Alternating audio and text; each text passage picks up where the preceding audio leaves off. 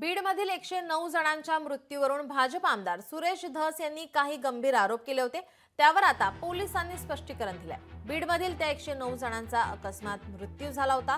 त्यांची हत्या नसून सर्पदंश आत्महत्येसारख्या नोंदी असल्याचं अप्पर पोलीस अधीक्षक सचिन पांडकर यांनी म्हटलंय। तर अफवा पसरवणाऱ्यांवर कारवाई करणार असल्याचा इशाराही पोलिसांनी दिलाय। काही प्रसार माध्यमांद्वारे जे गैरसमज पसरवले जात आहेत त्यावर विश्वास ठेवू नये। पोलीस प्रशासन हे आपल्या मदतीसाठी सदैव तत्पर आहे। त्याचप्रमाणे खुनासारखे किंवा हत्येसारखे जे गंभीर गुन्हे आहेत त्यामध्ये तर आम्ही अधिकच सतर्क असतो, परंतु हे 109 हे कुठल्याही हत्या किंवा खून नसून ते अकस्मात मृत्यूच आहेत। दरम्यान सुरेश धस यांनी काय आरोप केले होते पाहूया।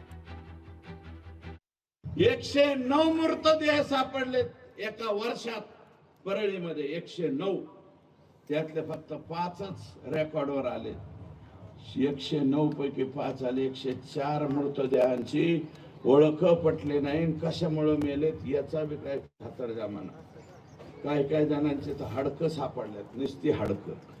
109 मृतदेह जर एका वर्षामध्ये परळीत सापडत असतील, पैठणमध्ये असं आहे का? माझ्या आष्टे तालुक्यातनं पाथर्डीत येता मी चौकशी केली, 109 असतील का? 5-4 जरी झालं आम्हाला भीती वाटते।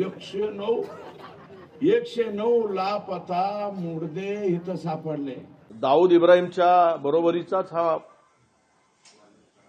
वाल्मिक कराड आहे।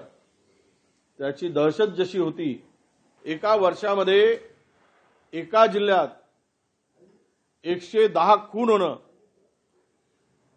हे महाराष्ट्रात कुठल्याही जिल्ह्यात नाही, हे बीड जिल्ह्यात होत आहे। जोपर्यंत या कराड नावाच्या, वाल्मिक नावाच्या माणसावर खुनाचा गुन्हा दाखल होत नाही, कारण त्याचे धागेदोरे सापडले आहेत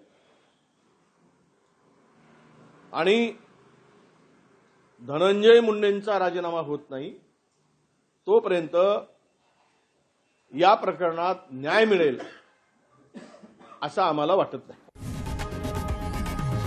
लोकशाही मराठी ऐका, पहा, जागरूक रहा।